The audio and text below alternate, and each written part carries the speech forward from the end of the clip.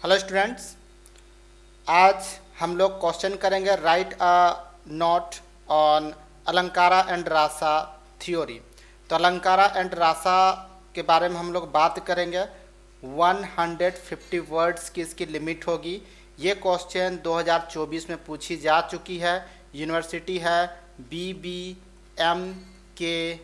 University, तो इससे पूछी गई है और ये आपका सेमेस्टर 1 के लिए है। ये भी मैं क्लियर कर देता हूँ।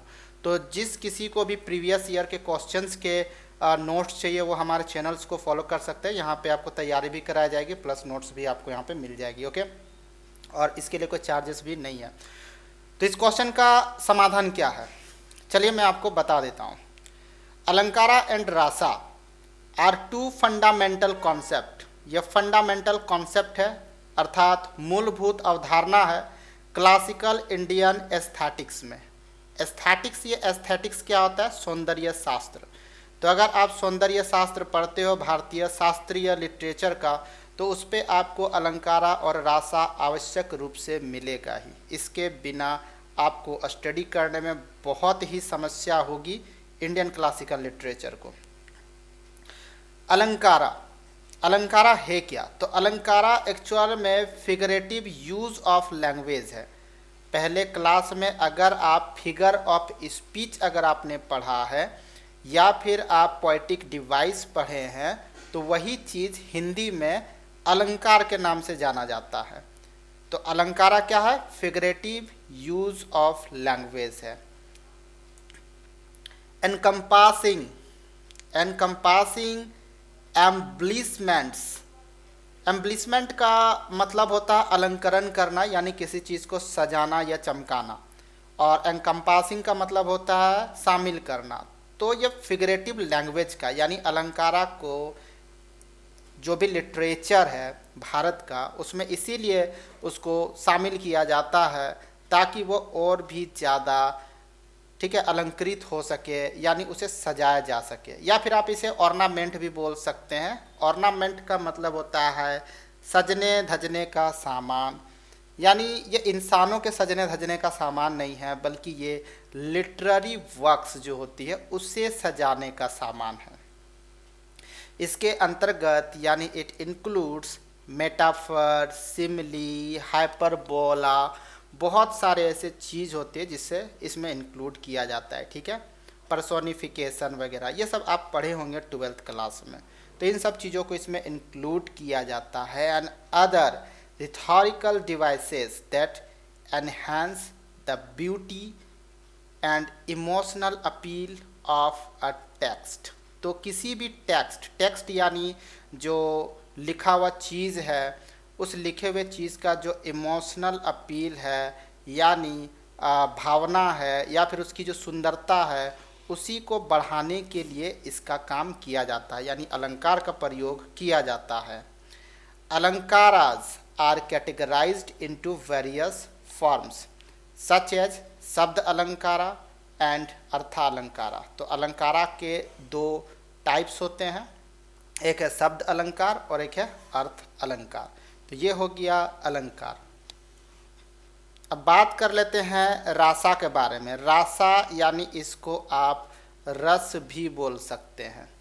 रस क्या होता है? जो टेस्ट देता है।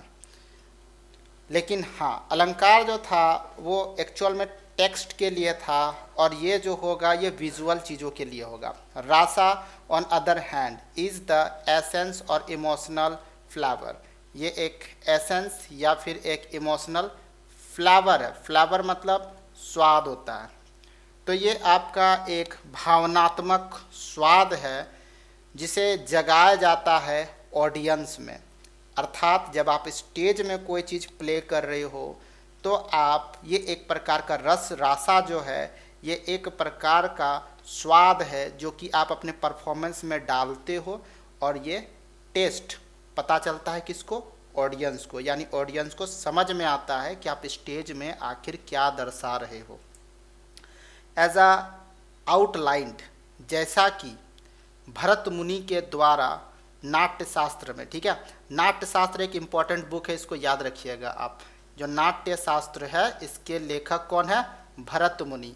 तो भरत मुनि ने अपने नाट्य शास्त्र में 9 प्रकार के रासा के बारे में बताया, यानी रासा के मुख्यतः 9 प्रकार होते हैं। 9 प्रकार आप देख सकते हैं: श्रृंगार रासा, हास्य रासा, करुणा रासा, रुद्रा रासा, वीरा रासा, भयानका, विभातसा और क्या है अद्भुता, और उसके बाद है शांता यानी शांति वाला।